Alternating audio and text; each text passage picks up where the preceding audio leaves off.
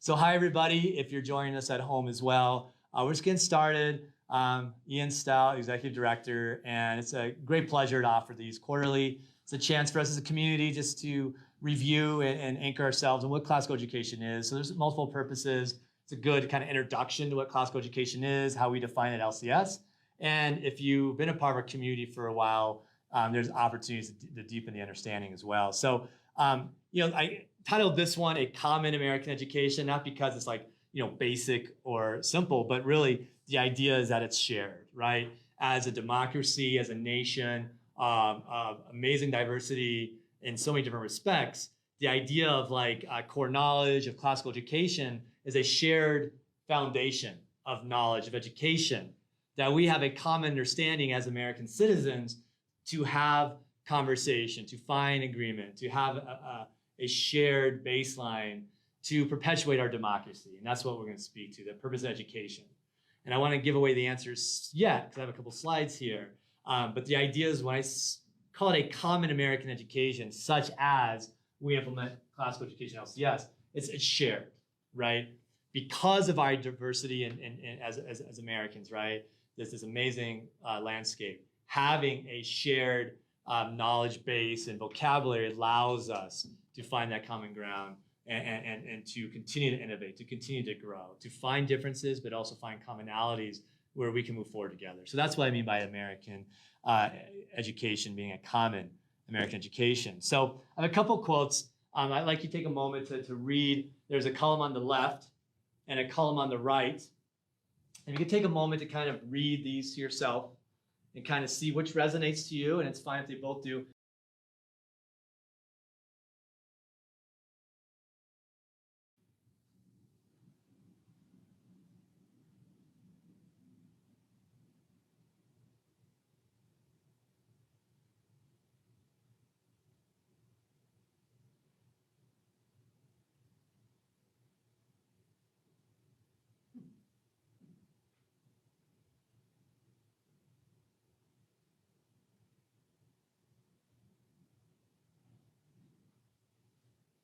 So generally, if personally, if a grouping of quotes regarding the purpose of education resonates more to you than another, feel free to share which one would you say kind of personally may kind of resonate with what you see as the purpose of education.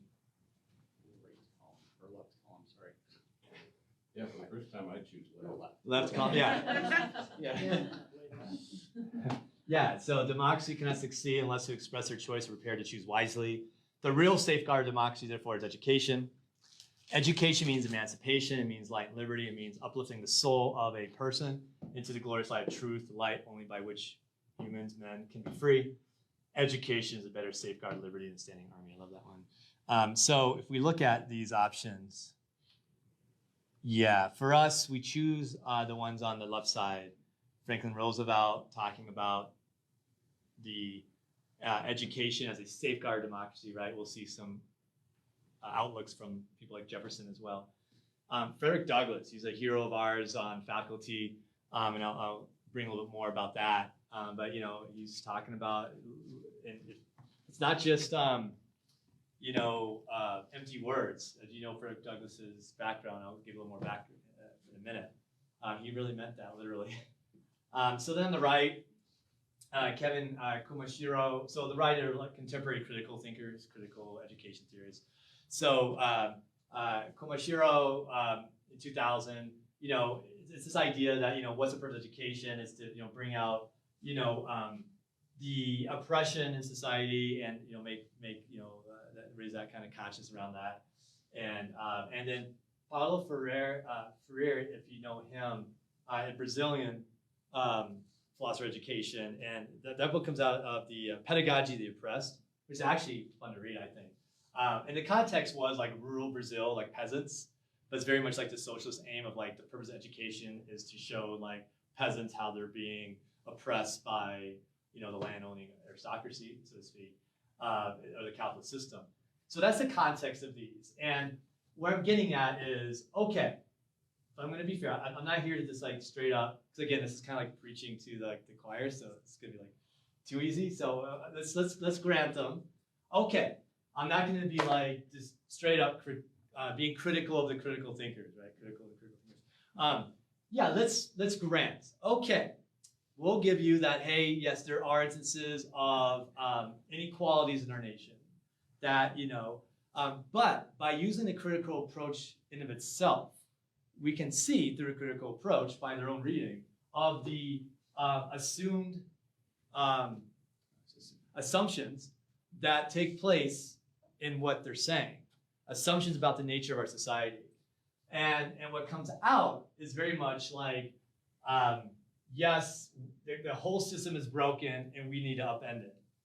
The educator, the duty is not to be neutral. It's to have this idea of educators as activists. So I just went through, doctorate ed program, right? University of Colorado, and my master's too. So university ed programs is very literally educators as activists, but in one sense of it, right? There's not really a conversation of what do you mean by that or what approach. So my point is, even if we grant, hey, there's some truth to what you're saying, we do make a choice to, but look at what the assumption is here. That Frederick Douglass, he was enslaved. He got his freedom and educate himself. And he says, yes, maybe we as a nation have failed to fully live up to our principles, but the principles are sound. Here, let's burn the whole thing down. So, okay, that's what, freedom of speech, First Amendment, we love it, that's fine. Just have space for that. And at the same time, we do purposefully ground ourselves that the purpose of education is to perpetuate the values of democracy, because we believe the values of democracy are sound, that they perpetuate equality. Yes, maybe we can grant that we maybe not always fully live up to that, but then through a good education, we can have that discourse and see how to improve. The thing with critical theory, I would posit, is there's never really a strong substitution of the alternative. It's purely deconstruct and tear down. Ergo, therefore, yes, these two different perspectives of education is that we consciously choose a perspective that says, granted, maybe it's imperfect, but we choose that it is a system worth perpetuating. That and that's where I'm going to get at with this, because I'll get to that. Because hi, welcome. So let's pause there and I'll go back to that. So all we've done so far, welcome, is that even if, and maybe this is like very theoretical, but like even if this coming out of like a postgraduate, doctorate education program, there is very implicit bias, and it's like, okay, well, granted, but be acknowledging of what your assumptions and biases are. And yeah, we don't agree that the whole system needs to be upended and overthrown. We can continually improve because that is the spirit of democracy. And so sound education is a safeguard of democracy, as we saw, because we want to educate a populace that can make decisions and vote well. We want to ensure that our democracy is safeguarded, freedom of speech, and by doing that, we need to ensure that our students coming up around the nation are well informed and can think clearly and think for themselves. And so I'm going to get back to how these founding ideas from our founders play out in what we do at Lowell Classical. But before I do that, I need to ground ourselves in our mission and vision, because this is what we do. It's why we're here, right? Right out of the gate, our founding parents purposefully, if you ever had a chance to work with like strategic planning and mission and visioning, the wording is very explicit. And what's the first thing you notice after 11 classical schools? What's the very first like phrase that you see there?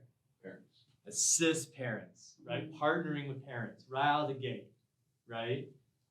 The partnership, right? Whose job is it to raise children? Parents.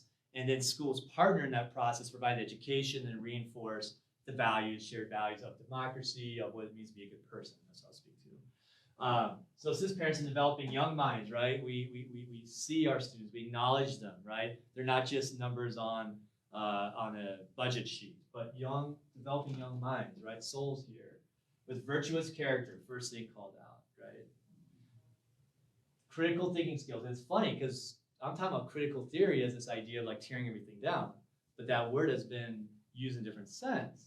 We're thinking this, the ability of discernment, of thinking independently, to take information and to make really correct judgment, right? Logical thinking. And a passion for learning, lifelong learning, right? The joy of learning, right? Classical education does not need to be like very like contained and have to be like cold and harsh, right? It's a joyous process, right? Vigorous. To become exceptional community stewards. That's what we're at, right? The whole purpose of why we exist is to help inform the next generation of community leaders and stewards of our communities. That's why we exist. And the vision, again, of our parents to champion these values, as the founders looked ahead at who we would be, that we're championing the pursuit of excellence through vigorous diligence, right? You start to enjoy the hard work and the success that comes out of that. The joy of success is found in hard work through academically challenging material. It's okay to struggle. It's okay to make mistakes. It's okay to fail. That's how we learn, right?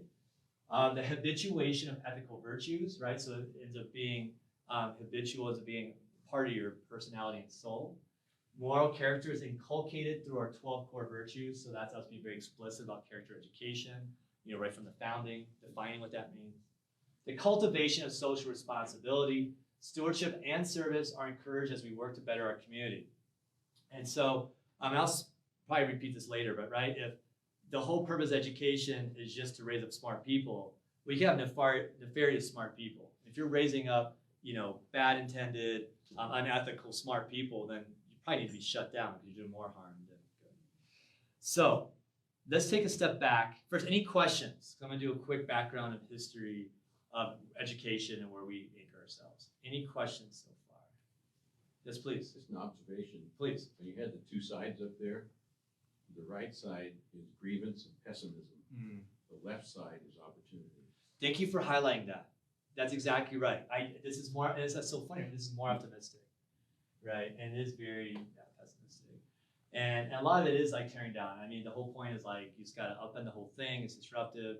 And it's like ideas like educators as activists, but there's not really choice and debate on that. So what happens in the higher education system I've seen is that there's not really room for debate. There's kind of like, here's a dogma of social analysis. And like I said, even Grant's like, yeah, no, I'm tracking with you historically. I can see this. I can see it in the world today. But then when it comes into praxis, like how you apply it, it's like, from my understanding. And that's fine. Let's be eyes wide open. Okay. And this is what we're choosing. The optimism. And again, go back to Frederick Douglass. Anybody can have that grievance. So I said, he's our hero of ours. He was enslaved. And he says, yes, we can acknowledge that we maybe have failed to live up fully to our principles, but the principles are sound. It's not throw the baby out with the bathwater. Thank you for that. So let's start from the very beginning. Classical Athens. When we talk about education, education is paideia, of the soul. Paideia is sculpture, formation of the soul. Right out of the Republic, the highest goal in all of education is knowledge of the good, capital G, universal. What's the purpose of education? That students have knowledge and that like gnosis, like direct understanding of the good. In a higher sense, right? Not just like, oh, I'm making the right choice. I'm not taking my friend's candy, but like, what is good in the truest sense, and what does that look like in our actions every day? And the purpose of education is to give to the body and the soul all the beauty and all the perfection of which they are capable. Formation of the soul. And we carry that. I know our faculty carries that. It's not just state testing, right? And that's why I feel bad for and one of my best friends. He's a traditional teacher in a 4th grade classroom in another district. And you can have fun and do good, but a lot of it's so based off like that state testing. That's all it really comes down to. And we have the flexibility as a charter to pick the model and how we meet state standards and like obligations as a public school, right? But we can say, hey, it's not just taking state tests, right? It's our students good people. And you give them quality curriculum. I'm talking about what classical education is. And the state testing results come, and the college preparedness comes as a side effect. College, so at the state level of education, their focus is like college and career readiness. Yeah, of course, that's a good goal, but we would say That's the baseline. If our students are not college and career ready, that's a problem. Basic school, if their students are not college and career ready, then that's a problem. That's like the basic understanding what we're paying taxpayers, as taxpayers we pay money for. It's, are students gonna be good human beings that provide a positive impact in society, provide rich curriculum, and provide great opportunities to think independently? Those state testing results and that college and career readiness comes by virtue of the education provided, right? It's just part of it, but it can't just be your only focus. If you're not having students be college and career ready, and I know it's, there's a lot of variables involved and such, that's a problem. So going back and anchoring ourselves, this idea, I hope you kind of get what I'm saying, right? It's not just state testing, it's not just like numbers, it's the human being. I want to take a pause here. Anybody know what this is from? School of Athens, and Raphael, I believe. Yes, Raphael. And then, so it's Plato and Aristotle, and Plato's pointing up to the forms. So this kind of easy also shows a distinction between kind of two lineages of Western philosophy that comes out from them. He's pointing up to the forms, the good, the beautiful, the true. And the idea is that from these universal things that exist in themselves, they kind of filter into the world around us, right? So if I see a good act, it's kind of participating in the good. A beautiful sunset is participating. It's kind of like a reflection of the beautiful, the highest sense, right? Which could be attributes of the ultimate principle. And Aristotle's pointing down, and he's like, yeah, like empiricism. You know the world through the particulars, and then you can kind of derive maybe universals. But the point being is that they're showing the focus of, yes, these forms, these universals exist in themselves, and that's, so if I see like again, a good, and then we'll talk about this when we talk about contemporary philosophy at the end. If I assert that there's no truth, then how can there be any true statements? The sky, what color is the sky, Eric? Blue. Yeah. Technically, right, I don't know if the shade of blue that he sees is the same as I see, but by language, it's blue. But how can I state that it's blue, and we can acknowledge that, even with the limitations of language, if truth in of itself doesn't even exist? And so we'll land there, but this idea that comes out of kind of this postmodern outlook, it's actually a contradiction in terms. You say there's no universals, that's a universal statement. So right out of the gate, your whole worldview is a contradiction in terms. There's no universals. It's all relative. Everything's relative. We just made an ultimate statement. So it's kind of problematic when the whole kind of fundamental worldview of Western society right now is a contradiction in terms from the very outset. Ergo, why everything's kind of upside down, I would say. So we start with that classical Athens. Now, here's the beauty of classical education, charter schools, public education in general. Yeah, I'm holding up classical Athens as an example, but who got educated back then? Who received that education? The rich boys of landowners, right? So now the benefit of democratization, right? Public education for all students, all people. And so the beauty that we would hold up is that, because a lot of times we get critiqued like, oh, you're just kind of perpetuating like, the ditto white guy thing. And it's like, well, yeah, I guess they happen to be, from Europe. And when you read these texts, they speak to these universals like, the question like, what does it mean to live a full life? What does it mean to be human? It doesn't mean we always have to agree, but the background they provide allows us more richness to understand and engage in the conversation and to build upon it. And so the beauty is that what was really just reserved for the rich boys is now provided to all students. And I would say that's the most democratic thing I can think of, is the ability to participate in a classical education that allows for a great works curriculum that we'll talk about, the ability to learn how to think, independently and to communicate clearly. And the fact that what the education that like Aristotle got, we're able to emulate for every single student comes up here, which is amazing. So moving further, the next stage I would like to highlight as far as the lineage of when I talk about classical education, LCS, and historically, right? Starting point was classical Athens, this idea of forming the total person, the soul, right? It's not just, you're gonna be ready for college or career and take these tests, right? It's gonna be forming the whole soul. And the second piece then comes out of the foundation of liberal democracy, and I use liberal in the original sense, classical liberalism, of freedom. That is original sense, right? So please, it's not anything to do with the contemporary social political spectrum of like right and left in America. What I'm highlighting transcends that. When we talk about, as a faculty, being like liberalism, that does not resonate with kind of progressive liberals that has dominated that outlook in contemporary society. And so a lot of ways then that would place us as kind of traditional conservatives. Being a classical liberal places you as a traditional conservative because it has nothing to do with maybe what's going on in the Republican Party. So it transcends whatever's going on in 2023. Like, let that noise happen. We're talking about all humans are equal. It's obvious. So if somebody like disagrees with, so if I'm arguing with, because I've had this last year, on this very same day I got hit, because from the far left, so to speak, and on the other side as well.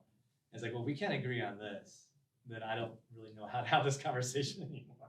That all humans are equal. And so usually everybody can agree with this, and this is the great equalizer. Like literally, this is where we can start. Find common ground on both sides.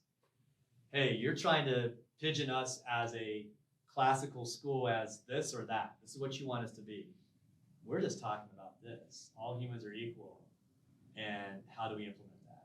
So it starts with John Locke coming out of the medieval era, the European Enlightenment. Second treatise on government, that all people, all being equal. And what's neat is this idea of the natural law.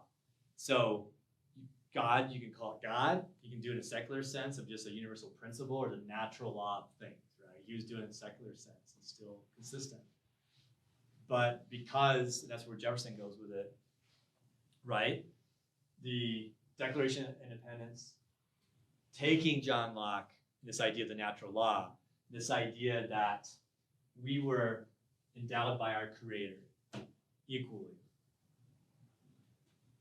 with certain unalienable rights, life, liberty, and pursuit of happiness, but that all humans are created equal. So this would be the second point of where we anchor ourselves. This is like common sense, right?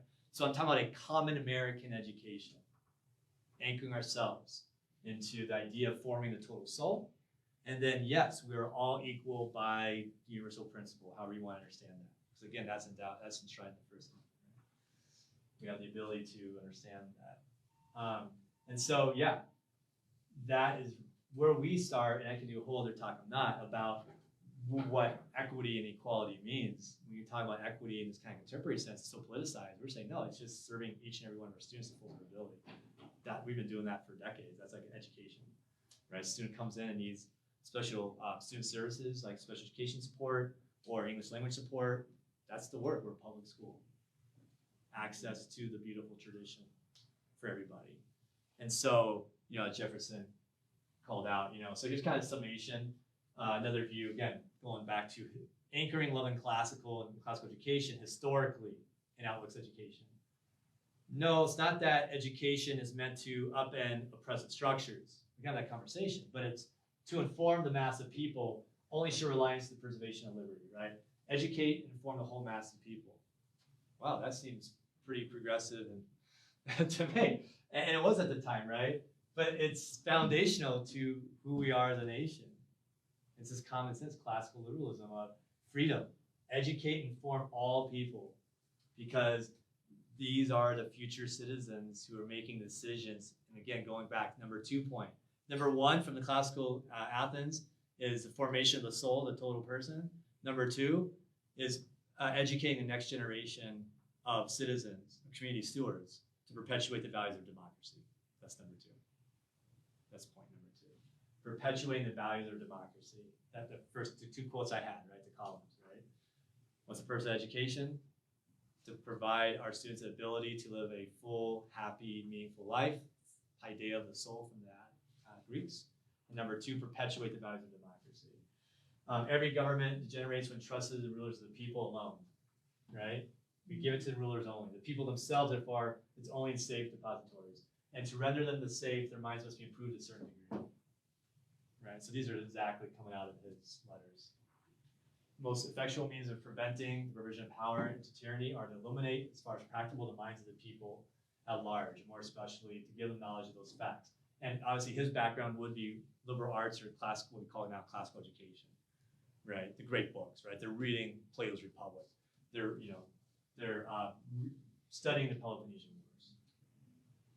The idea of classical education then is we define it 3 ways. Great works, what we read, what we study, not just read, right? What we study.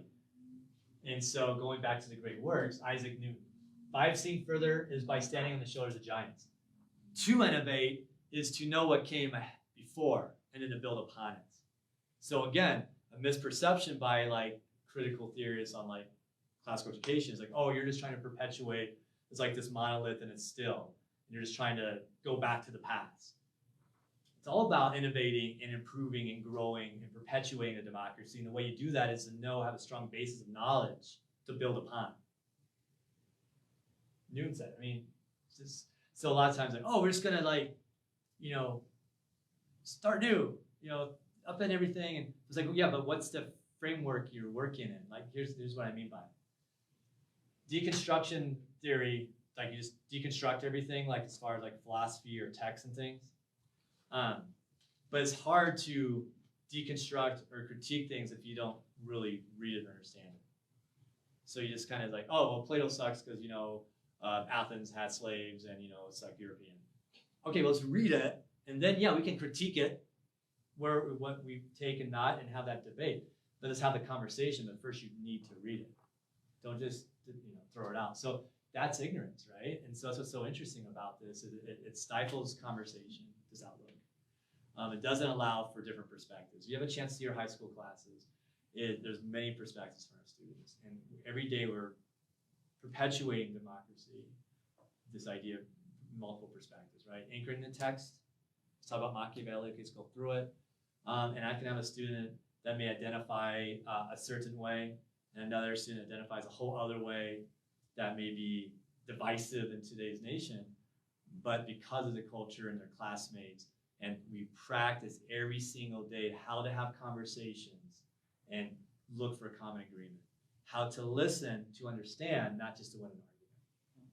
And that is what we do here to help perpetuate democracy, because that is what's needed. This increasing divisiveness and kind of tribalism, that is what is harmful. And what we do is teach our students how to have meaningful, respectful conversations, because that is what is needed by the adults in our society today.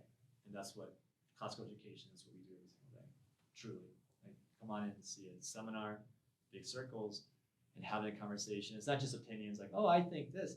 Let's go back to the text. Let's practice reading the text and really understanding it. So yeah, if you want to critique something or deconstruct, that's fine, but read it first. And then really, have a thoughtful argument. And then, yeah, no, that's a good point. I never read it that way. Wow. Or like, nope, you're misreading it. So how do we get there? Great teaching, right? John Locke again. Reading furnishes a mind only with materials of knowledge. It's thinking that makes what we read ours, right? So this goes back again to educational philosophy. It's not just, hey, memorize and test, memorize and test. It's explicitly looking at the trivium and the logic phase. So I'm going to go on before I go on a quick tangent on the trivium, what do I mean by that? Any questions so far or comments? Please.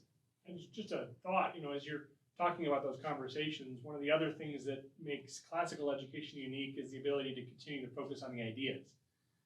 So much of modern dogma says that ideas are all about power, so you can bypass the idea and talk about the person, what's motivating them. So when you see Thomas Jefferson, right, nobody ever challenges his ideas. They say, we can ignore him because he didn't live up to those ideas. And it's an intellectually dishonest approach because it allows you to ignore what is said and have to struggle with the fact that, yeah, he had ideas he didn't live up to. We all do. That's kind of the first thing that you talked about. But that you can bring those ideas to the forefront and actually see how they interplay. And that's thinking. And that's one of the other beauties of the classical approach that you lose when everything becomes about power and everything becomes about the motives of the person who has the ideas, and you can ignore them. Thanks for highlighting that. And at the very end, I do have examples, and one of them is Foucault, and that's what that comes out of. But if I quickly on that, there is a logical fallacy in discounting somebody based off, like Jefferson, because of the context, and he was a slaveholder. It assumes the privilege, historicize it, and it assumes a privilege of the contemporary. So there's a underlying assumption that what we have now, our contemporary outlook, is right, and everything else historically is by virtue already wrong. And so instead of actually having a genuine, honest literary reading of a text, you historicize it already right out of the gate. When you approach a text, you're the lens is already critical of this is bad because X, Y, and Z, versus let's look at the biography. That's good background, and what is the text saying, right? And that's a debate in academia. And the other approach of the historicizing it and kind of discounting it based off of this assumption of privileging contemporary outlook, that is more prevalent in European and American academia right now. There are definitely different ways. This is going back to the hard academia, how do you approach a text, how do you teach a text, how do you read a text, and that's a debate. And the debate on liberal arts educators, classical educators, of approaching a text to understand it and its influence and how it impacted the world today, which is I think what we all grew up with, that is losing out. Is probably a quarter of the academics out there would approach a text that way. So then great teaching. So the trivium. So we have some friends from visiting from another school, and there's different ways to define the trivium. We would say these three pillars, so to speak, of the great works, what your curriculum is. What do I mean by the great works? Think about your own children, right? That's why you chose this school, right? You want to expose them to kind of the best books or best movies you can. You don't really want to waste time with junk as much as possible. That natural vetting process has already happened for generations, for 2 millennia, right? And so that's what we mean by the great books. And it's not saying here's dogma and everything in here is true. It's, wow, these texts are timeless. And here's an example, right? I read Plato's Republic, a part of it, because I have a philosophy degree, and I read it, in one way I was 20, and I was like, oh, what's Socrates saying here, right? I'm trying to get most of the wisdom. Now reading it at 40 and be like, oh, what is the dialogue happening and the arguments, and reading it more as a literary text. And what happens is, as is a quick anecdote, but these texts, part of why they're seen as great books, they're even vetted, that a generation says, wow, this, you gotta read this. This really talks about how to live a happy life, or this moral dilemma. Look at how this writer sets it up. But they're books you can engage with multiple times throughout your life, and you'll get something different. It's not just a one read, oh, okay, Hunger Games. Okay, I got the idea. I never read it, but I got the idea, right? As an example, it's things that really are multi-level depths, and you as a reader can meet at different stages of life. And thirdly, I would state they're great texts because the impact they have had in the development of society, the world, right? So when we talk about the classical texts, in classical education and the great works, and I would speak to a critical person that hey, you're just reading the white guys. Yes, it's anchored in the Western tradition because this nation and the foundations were shaped by the Western tradition. And so I would hope that graduates would be able to engage with more contemporary texts, global outlooks. But to be able to do so, you need a foundation in one's own civilization. So I would hope, just as likely, as much as our students are anchoring in the Western tradition, and they see similarities around the world through the curriculum, I would hope same with a person from China and that civilization, and somebody in the Islamic tradition. And then that allows us better to know each other, right? Wow, that's really interesting. Sun Tzu in The Art of War was saying, and Machiavelli was saying this 1,000 years later. That's really cool. As an example, right? Different outlooks, right? Wow,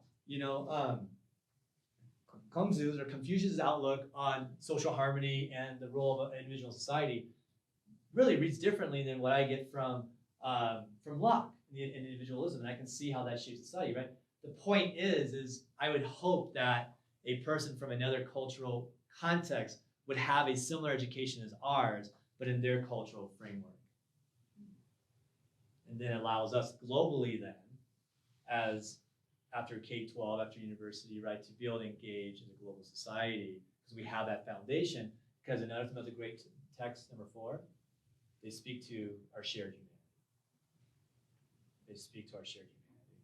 And so just as I can pick up a Confucius, I would hope that someone from East Asia can pick up a Plato.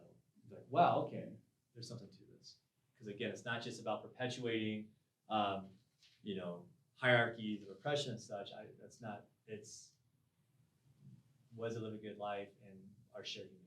So that's what the great works are, and that's more if I'm speaking to someone that's criticizing us from kind of that critique. Great teaching. Then we had hoped that everyone wants to speak to our ability to think independently. Going back to our quotes about perpetuating democracy and the values of democracy. And so one way we do that is a trivium. You know, from the Latin, like 3 ways. So there's a grammar phase. And this goes back to classical Athens. Back then in Athens, it'd be like literally the grammar of Greek, like learning the language well. Then logic phase of like formally like logical syllogisms and actually studying logic and how to think clearly and how to make arguments. And then rhetoric, art of persuasion, how to speak well. So we adapt that in contemporary classical education to our content areas. Imagine science, the grammar of science, like here's the facts, you know, here's what, you know, lipids are and ionic bonding, you know, here's like the definitions, right? What we normally think of school. Then logic is really fun, creative way. How do we put students in situations where they make the learning theirs? They can draw connections. A lot of times it's if-then statements. If I know this to be true and this to be true, then this must be true. So it's practicing logically drawing connections and thinking through, right? And that's the work. Another example, great example in history, if Dave Rotner, our 6th grade history teacher, is going through like the Peloponnesian Wars, a lot of content there, right? Facts. And the students learn there was a plague in like, I think the 7th year of the war. See, my grammar's off on that, right? And then he puts them through these like theoretical scenarios. What would have happened if the plague hadn't happened in the 3rd year maybe of the war? And they would have to answer that, they would have to know the grammar of what did happen. And then they can draw logical conclusions of, well, the plague didn't happen and Athens would have been weaker. They may have been able to have more offense in fighting, and the war would have dragged out winter and potentially Athens would have won. So this is an example, right? Math totally lends itself to this, right? Instead of just having your students memorize equations, build upon what they already know and have them figure out, okay, so how do you solve this, right? And spend time there and have students working through it. They're going to have wrong answers, and that's okay, but it's the practice of thinking. Then rhetoric is that example of the practice of communicating your thoughts, communicating clearly. Quick example too, right? Senior theses. The culmination of our programs are senior theses. Every senior in this room, actually, first semester is ethics or moral philosophy, right? So they'll go through Aristotle's Nicomachean Ethics. They'll go through contemporary psychology on decision making and like System 1, System 2 thinking. And then they'll read like Billy Budd and Melville because it's like this moral dilemma, like seemed like he was just in killing, but it was an accident, so should you tell the truth or not? So you get, these moral dilemmas as examples. So then the second semester I'm getting at is senior theses. They spend a whole semester now building upon their whole K-12 experience, all the grammar they learned, and drawing a unique thesis on the question of what are going to be your guiding principles? What is your North Star, right? So imagine that at 17, spending a whole semester writing a 20-page college-level paper, not a high school paper, of what are your guiding principles. Now, of course, they're going to change, but going through that exercise of really formulating, this is how I'm going to live my life. Pulling from Aristotle, pulling from, maybe Machiavelli's counter or whatever. And so drawing those connections, making unique theses, and then communicating, writing, but also they do presentations to the whole high school, middle school, have a panel. And so that's an easy example of all these phases coming to fruition. and that art of communicating clearly, right? So having a depth of content knowledge, explicitly learning how to think independently, think for yourself, draw connections, find patterns, right? And then how to communicate your thinking clearly. Going back to college career readiness, that's applied to any field. AI is not going to replace that, right? As we, this is a whole other soapbox on this one. But as we choose to outsource our thinking and autonomy to AI and society, this is going to be more of a valuable resource. 20 years out, the ability for a young person to be able to think independently, to take information, and communicate clearly, when a lot of their own generation are just plugged into letting AI throw stuff out for them. These are going to give our students such an edge up, and hopefully help our society and nation navigate those things. Any questions there? Any chance I can draw to AI? All right. And then character, and we talked about this, and I think we all get on the same page. Knowledge becomes evil to aim, be not virtuous. You heard me earlier kind of reference this idea, right? If you're just training up really smart people, but they don't have that character foundation, that's a problem. So these are the 3 pillars. That's why we have it in our shield. Great teaching, great works, right? What are we teaching? The greatest works that have withstood the test of time. And you remember what I was saying? It's not just because it's the Western civilization only. It's not from a position of trying to perpetuate privilege and oppression, although that's an interesting conversation. It's because these texts speak to our shared humanity, and they're just really good books that speak to living a meaningful life. And they've been naturally vetted for millennia, and they have shaped our civilization. And I would hope that someone in East Asia had that with Confucian and Taoist and Buddhist background as well. And same with Islamic society, right, as examples. Great. Great teaching. Most education stops here. Grammar phase. Here are facts. Test next. But I tell you, if you go through the exercise of actually thinking independently and drawing those connections, you carry that knowledge way along further. The ability to think independently and to communicate your thoughts. And then obviously character, right? We see it, in elementary, our classroom coordinators explicitly have virtue lessons, define it, practice it, give examples, relate it to the everyday. And then the curriculum up here is the whole curriculum is based off character examples, right? If we're reading Hamlet, if we're reading Pride and Prejudice, if we're reading in history, examples of the Greek lives from Livy, and our 6th graders are writing papers on what is a strong leader. This is just a summation of what I was going through. Great work. So I'll just go quickly. We use core knowledge. This is a lot of like the why, what we do. Phonics, right? Our students have the why, right? The English language, we use phonics, so our students can learn the reasoning behind the sounds that make up the phonemic awareness of the combination of letters that make the sounds in our language. I don't know about you, but I have heard growing up, English doesn't make sense. There's not rules in English. Yeah, it's complicated because it's like a Germanic base, like a French Latin base overlay from the Normans, and then other Latin coming in through the Enlightenment. But it does make sense. It just takes time to learn it. And then another thing I want to highlight: primary source documents is something that really differentiates classical education as we implement it here. Example, in U.S. government, there's no textbooks. It's the Federalist Papers. Our students do seminar, and we bring the Federalist Papers. We're going through the Federalist Papers and that conversation of forming the Constitution, our government, and the separation of powers. Court cases, right? So no textbooks when it comes to like history or literature. Our 6th graders are reading from Thucydides and like I said, Greek lives from Livy. And so reading the original sources, allows our students practice to read hard texts, but B, a lot of times a textbook as a secondhand source already has an interpretation. So allowing our students to engage with the text directly and then learn to come up with the conclusions themselves and learn to think and to have that practice. So primary sources is huge example. And we talked about this well-rounded for all. Okay, we'll keep looking. Great teaching, I already talked about the trivium. Socratic seminar is very non-classical, but I want to get to a seminar in a second. But I would invite you to our academy if you have not had a chance to see it. It's all seminar when it comes like literature and history and even like other subjects. Go back to primary sources. It's cool. 9th grade geometry. They're going through Euclid's elements and actually going through the postulates. And so again, not just a geometry textbook, but like here's Euclid's elements. And then great characters we talked about before. It's key because if your character is broken, then you can't do anything. You can't teach, right? So building a culture, you can see it. Aesthetically, you walk in. There's great work stuff, right? It's a place of learning. There's books and the students respond, right? You set the expectations, it becomes norm. Like this is a place of learning. We're scholars, right?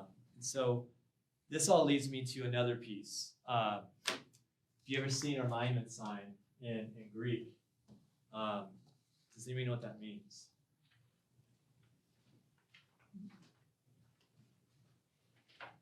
I think it means truth, beauty, and goodness. It does.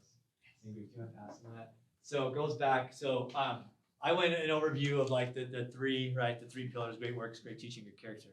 But here's another thing where I want to close when I talk about classical education. I love classical and placing it in our contemporary sense. And this, I'm going to kind of bring it all back together. So we're passing some readings. This comes specifically something that I called necessity classical education in a post-truth world, right? We're going to contemporary kind of postmodern world. I got several.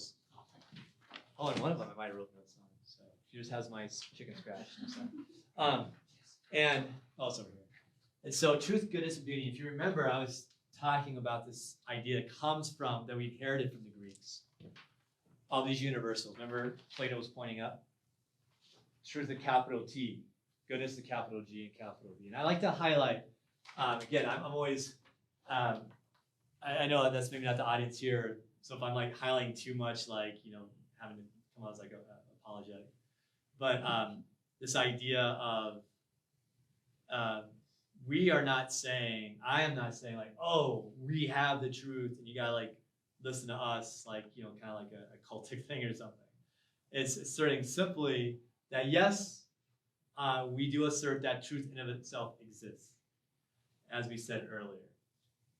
Logically, it just makes sense, because how can we have any true statements if truth in itself doesn't exist? But secondarily, like the other universal good, I think it's fair to say that when Sarah picks up Billy from the ground in the playground, that's a more good action than pushing him down. Again, when Sarah picks up Billy from the playground, that's a more good action than if she had pushed him down. And deep in, that all this resonates with us of like, yeah, that's obvious. So if universals like the good, as we saw from Plato, that's the whole purpose of education, is to make sure that humans understand what the good is, or at least are pursuing it. Then how can we have determinations of what societal actions and norms are, what is good, right? I mean, when I gave that example, something deep in our souls is resonating, like that's obvious. Is that enculturation, or is that just deep, like human cognition of like, yes, Sarah picking up Billy is a more good action. So what I'm getting at is this critique of postmodernism. And what I'm doing right now is anchoring what we do in a contemporary social melee, right? Of which education in general is a part. And it's this underlying assumption that everything's just relative. Okay? Now again, of course there's cultural relativism. Of course cultures differ. I don't know if you know about this about me, but my wife's from Morocco. I lived in North Africa for 4 years. I was out of the country for 6 years.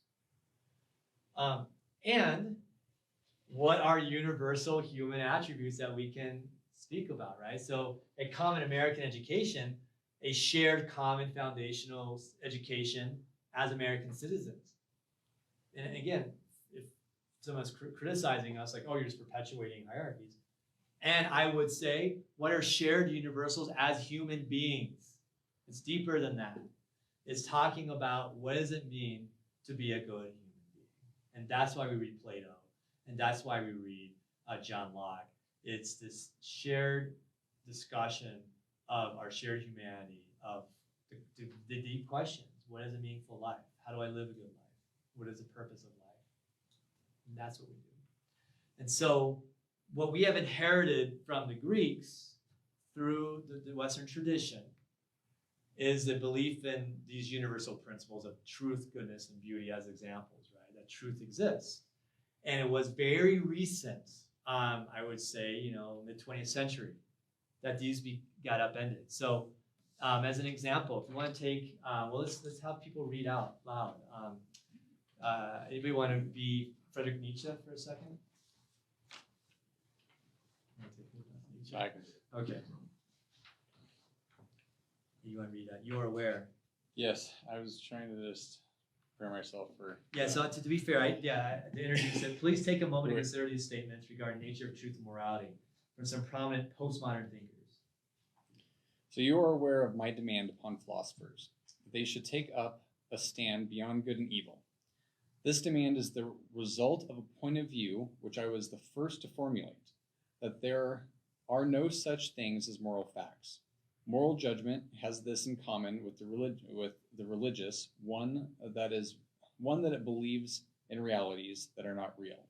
Morality is only an interpretation of certain phenomena, or more strictly speaking, a misrepresentation of them.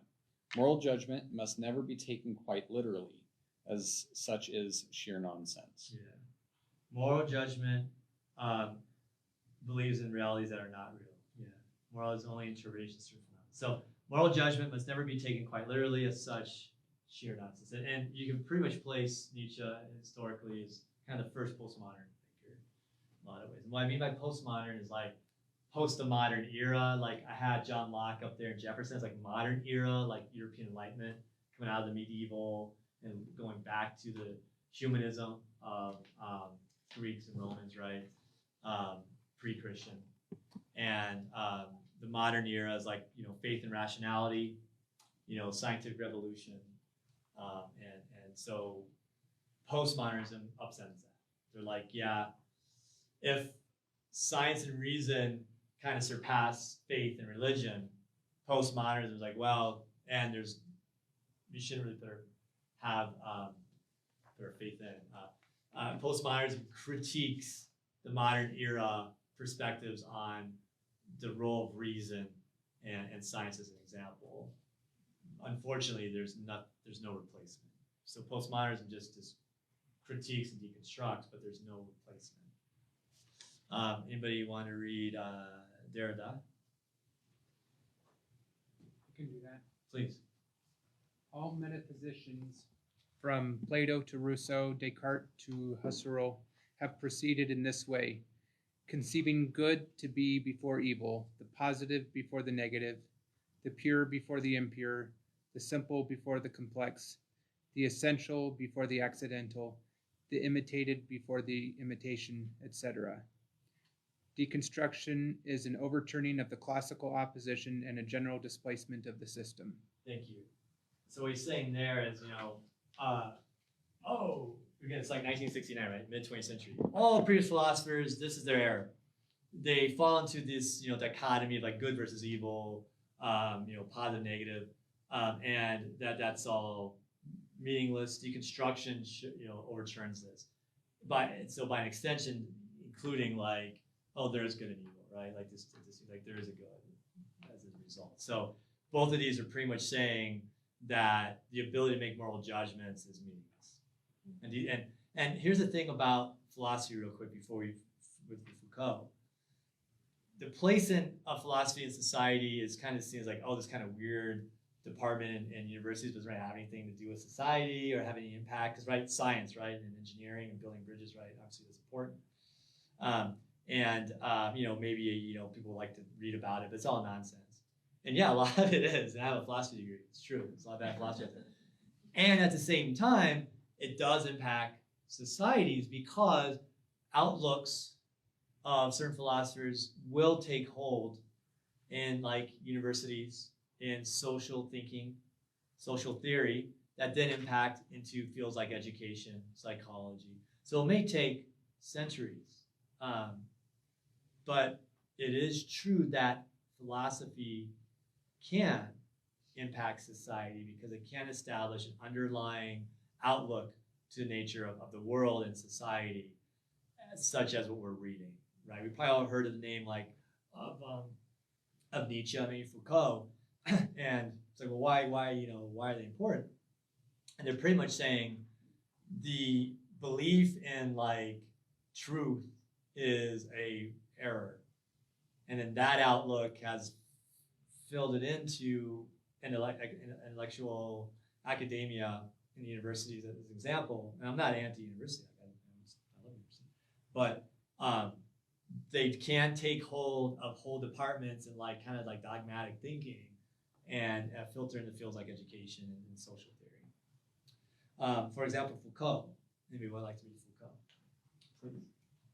The important thing here, I believe, is that truth is an outside power or lacking in power, contrary to a myth whose history and functions would repay further study. Truth isn't the reward of free spirits, the child of protracted solitude, nor the privilege of those who have succeeded in liberating themselves. Truth is a thing of this world. It is produced only by a virtue of multiple forms of constraint, and it induces regular effects of power. Each society has its regime of truth, its general politics of truth. That is, the types of discourse which it accepts and makes function as true, the mechanisms and instances which enable one to distinguish truth and false statements, the means by which each is sanctioned, the techniques and procedures accorded value in the acquisition of truth, the status of those who are charged with the saying that what counts as truth. Thank you. 1984. That's very postmodern. Truth and power.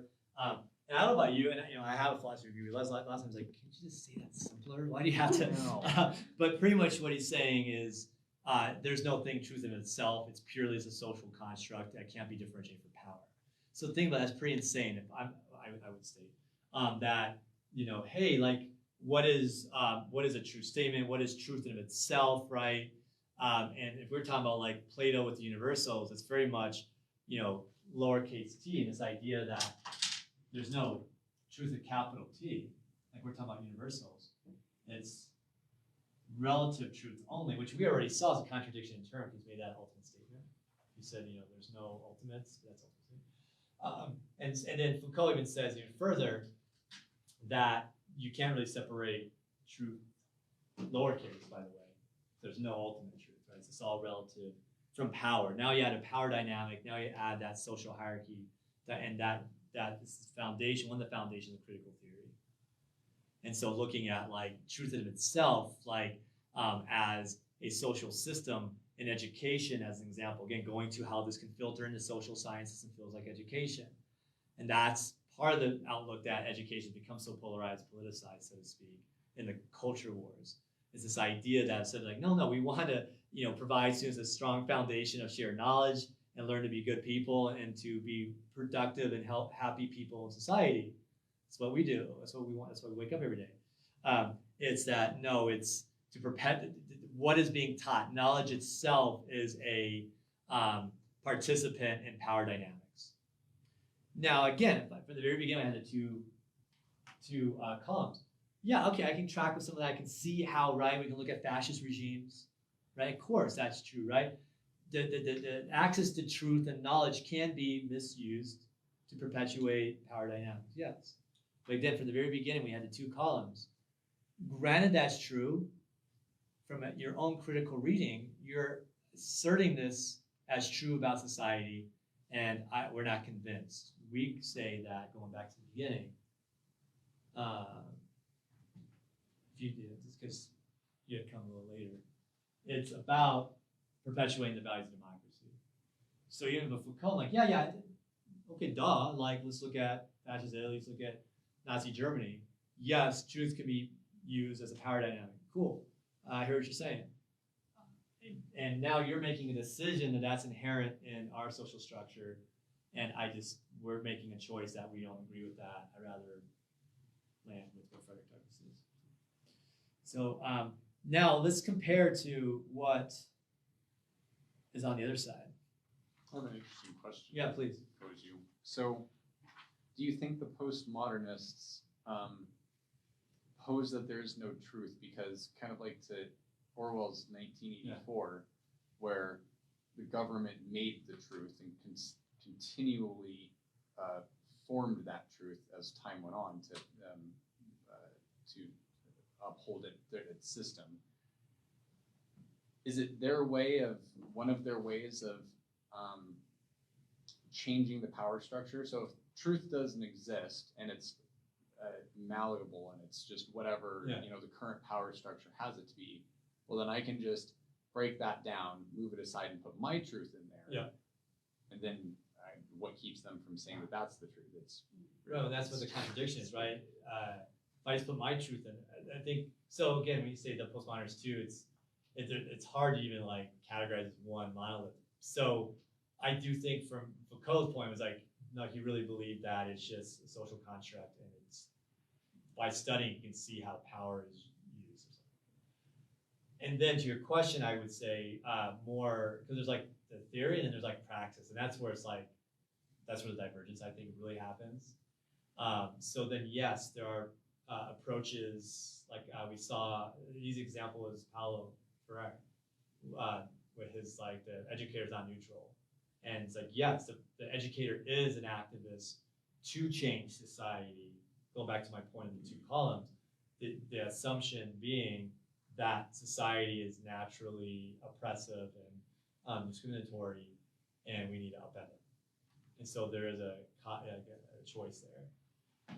And so it's like, okay, let's have that conversation, but I can have the right to maybe not fully agree with your reading. I would say education is to perpetuate the values of democracy, that we're all equal under the law, under a universal principle, and the first education is to form the soul. So now it's diverging views of what is education. Is it to upend and to deconstruct everything? But what's hard is there's not really a clear alternative that's provided to your question. Again, I have two different education for master's and doctorate, and it's all like critical deconstruction theory, and there's never a real clear like what is next.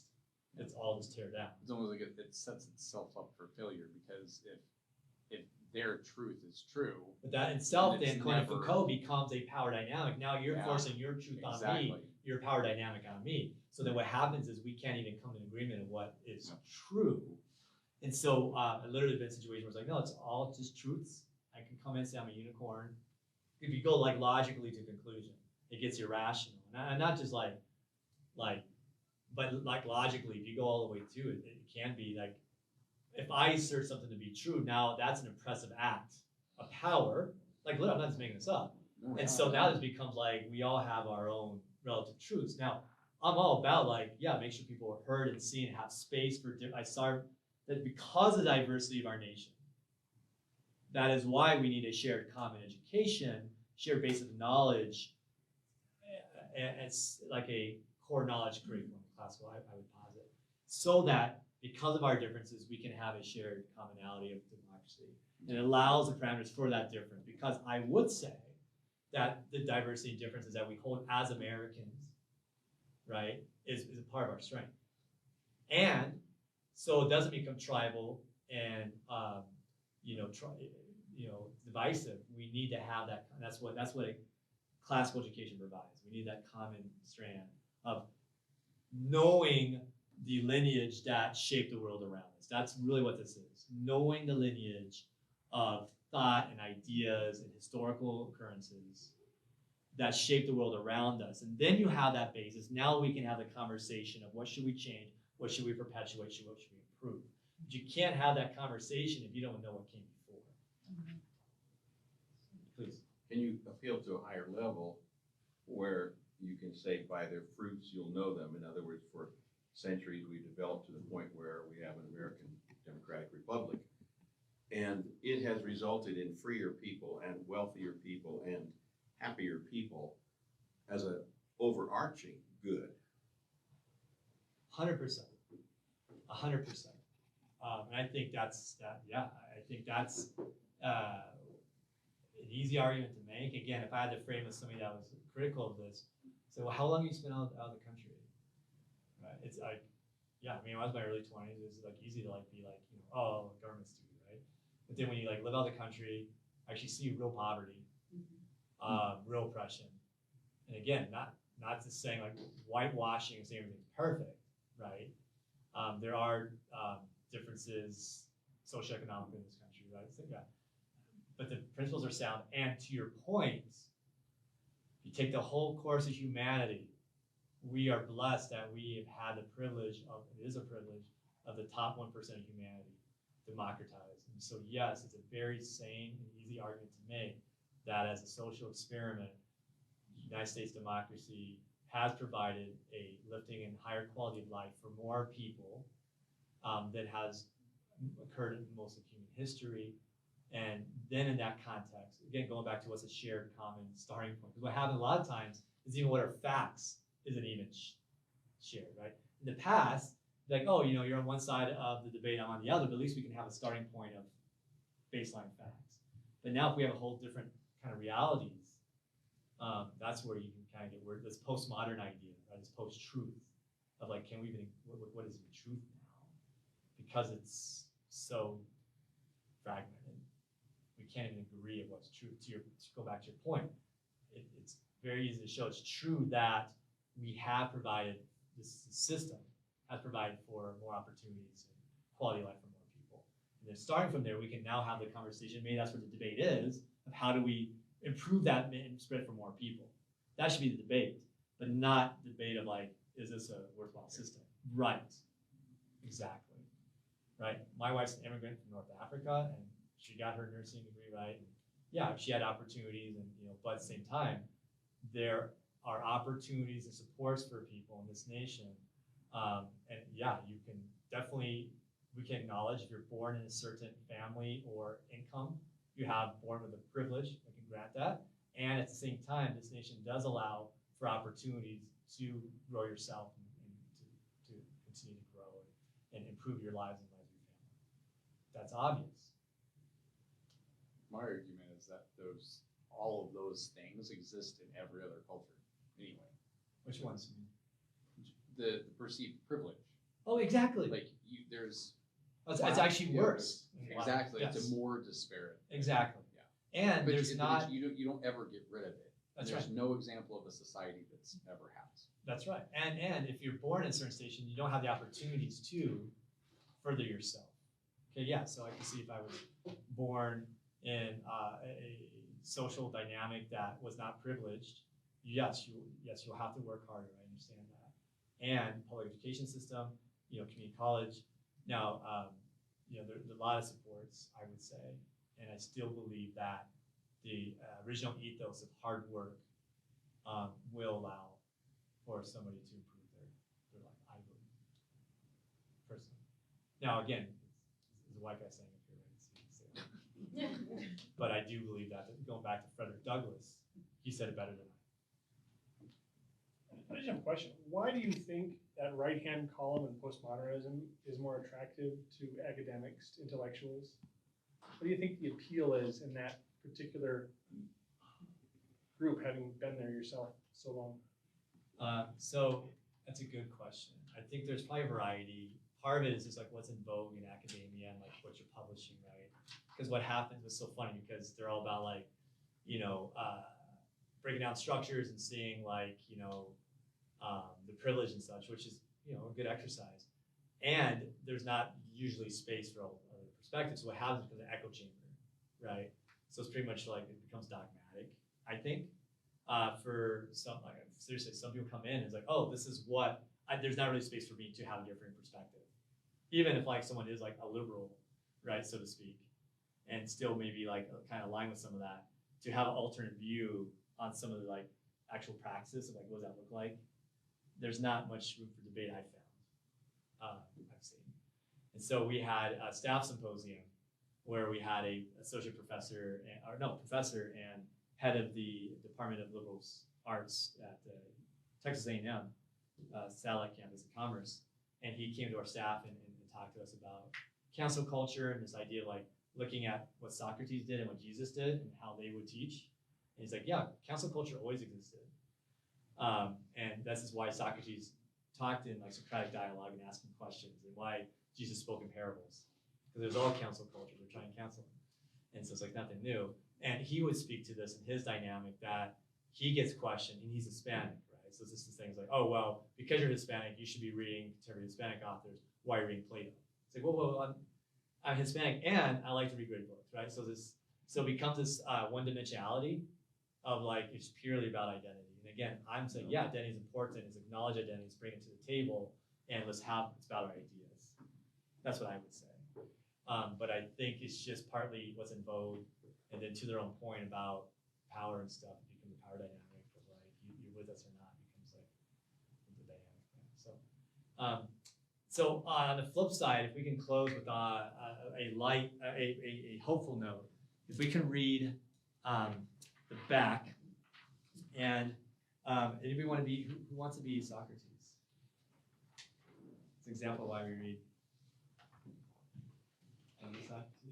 And I now, I'll be Glaucon. So you say, and now I said, you know, this comes from the Allegory of the Cave.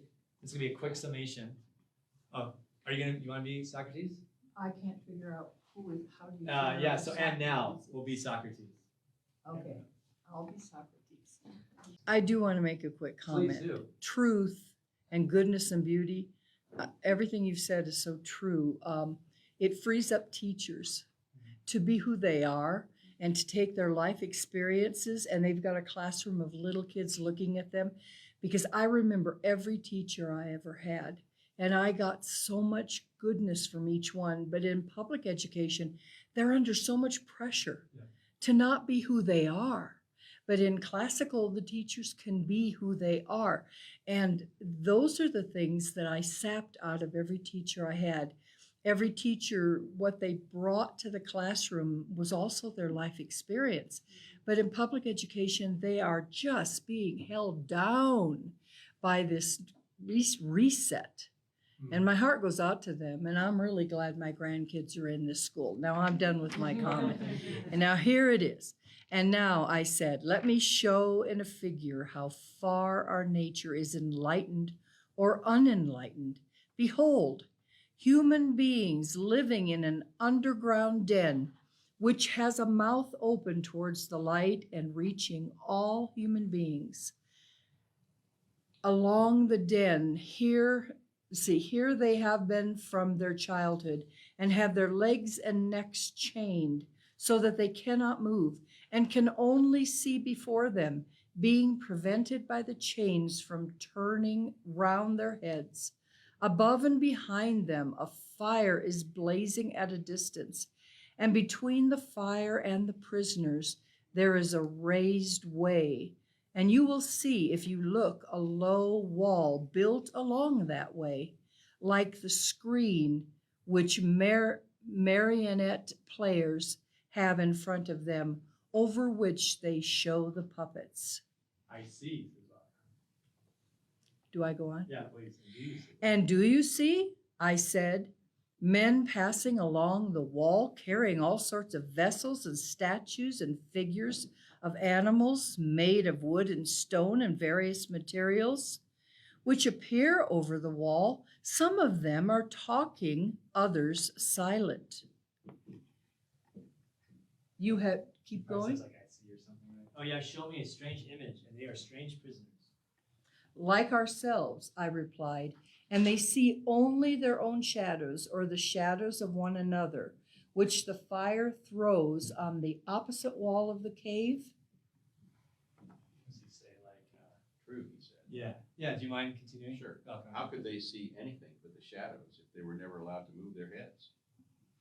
And of the objects which are being carried in like manner, they would only see the shadows. Yes, he said. And if they were able to converse with one another, would they not suppose that they are naming what is actually before them? Very true. Then, the entire allegory, I said, well, let's stop here. So, what's being described then, here's a, sorry everybody. I think it's from my stick. usually I do this, I have somebody else draw, but so these are people. This is the people. Let's make them stick figures. And then here's the chains around their neck, and they're happy actually because they don't know anything else. They're in a cave. So the allegory, right, is people chained, looking at facing the wall, and all they can see is shadows of, actually here's marionettes being broadcast of images. Let's put something else like a Horse. Horse, yeah, I'm trying to do an animal. Okay, here's that animal. And so then here's the shadow, and the people take the shadows to be, what do people take the shadows as? Reality. Yeah, that's all they know. But it isn't, right? And so Plato, via Socrates in the Republic, has shown this as a metaphor, an allegory for how we experience the world, right? We think we know, but it's actually the realm of shadows. And then there's a whole other dynamic here, like, hey, there are people holding up these marionettes, so that's a whole like social dynamic that, power and stuff there. So, Republic, Plato foresaw, what Foucault was trying to explain, but did it better by 2 millennia. So then the entire allegory, I said, you may now append, dear Valkon, to the previous argument. The prison house is a world of sight. The light of the fire is the sun, and you will not misapprehend me if you interpret the journey upwards to be the ascent of the soul into the intellectual world according to my poor belief, which, at your desire, I have expressed, whether rightly or wrongly, God knows. But whether true or false, my opinion is that in the world of knowledge, the idea of good appears last of all, and is seen only with an effort. And when seen, is also inferred to be the universal author of all things beautiful and right, parent of light and the Lord of light in this visible world, and the immediate source of reason and truth in the intellectual. And this is the power upon which he would act rationally, either in public or private life, must have his eyes fixed. So what he's pretty much saying is that ultimately, let me give you a question on that. If the shadows are not real, what is more real than the shadow? Right, and what's actually even more real than the object being shadowed? The fire and right, light. And what's neat is for the Greeks, what in the physical universe is the only thing? Hey, Justin. What in the physical universe is the only thing that's self-sustaining, in like the physical manifest world? What objects are the only thing that are like self-sustaining that don't depend on something else for their stars, yeah, stars, sun. Although they're from all that mass, but still, they're self-sustaining, and that itself is a metaphor for like the ultimate principle, right? As definition of ultimate principle is that which is self-sustaining, not depending on something else. And so the point being is that this allegory lays out this idea of, as an example of like truth in of itself, right? Like, okay, the postmodernists say, hey, there's all these shadows. Yeah, duh. And for the shadows to exist, there has to have been light that was illuminating in the first place. And so then, what is the purpose of education in this context? Be light. Yeah, to start moving towards Goodness and the beauty light that the universe for is, the right? students. Yeah, for our citizens, to perpetuate democracy and the values of democracy. Because it's imperfect, but it is also the best system that has existed on earth for the most amount of people. And we, as classical educators in the liberal arts, read the great tradition to look at bad examples and good examples of how to live a meaningful, good life as community stewards, and to perpetuate the values of democracy, of equal access, equal opportunities, of equality under the law, equality under the universal principle. And that is what we do here in purpose education.